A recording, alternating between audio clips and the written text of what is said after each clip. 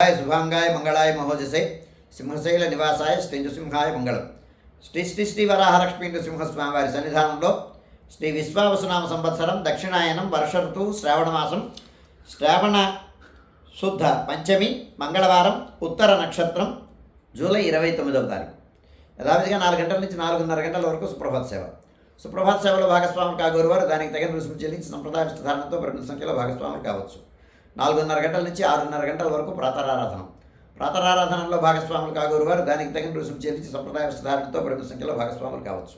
ప్రాతరారాధనలో భాగంగా నిత్యవేద పారాయణం, ఉపనిషత్ పారాయణం, దివ్యప్రబంధ సేవాకారం, అనంతరం ధూపసేవ సమయంలో చతుర్వేద పారాయణం, శ్రీరామాయణం, భారతం, భాగవతం, విష్ణు పురాణం, క్షేత్ర మహాత్మ్యం, వరాపురాణం, శ్రీవాక్యం, భగవద్ విషయం మొదలైన గ్రంథాలన్నీ పారాయణం చేయడానికి ఉపక్రమిస్తారు.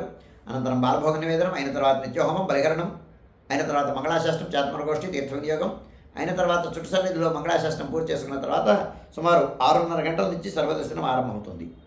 7:30 గంటలకు సహస్రనామార్చనం, 8:30 గంటలకు ఆర్జిత గరుడ సేవ, 9:30 గంటలకు ఆర్జిత నిత్య కళ్యాణం ఆరంభమవుతాయి. ఆయా సేవల్లో భాగస్వాములు కాగోరువారు ఆయా సేవలకు తగిన రుసుము చెల్లించి సంప్రదాయ వస్త్రధారణతో పరిమిత సంఖ్యలో భాగస్వాములు కావచ్చు. 11:30 గంటల నుంచి 12:15 గంటల వరకు రాజభోగ నివేదనం, మహానివేదనం. ఈ సమయంలో భక్తుల యొక్క దర్శనములు నిలుపుదల చేయడం జరుగుతుంది. మధ్యాహ్నం 12:15 గంటల నుంచి 2:30 గంటల వరకు సర్వదర్శనం కొనసాగుతుంది.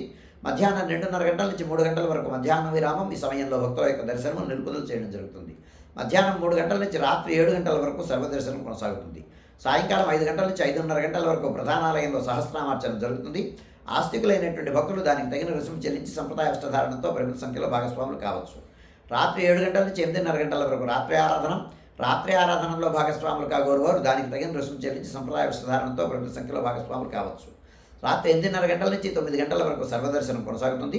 9 గంటలకు ఏకాంత సేవ కవాట బంధనంతో ఈనాటి కార్యక్రమం సుసంపన్నమవుతుంది.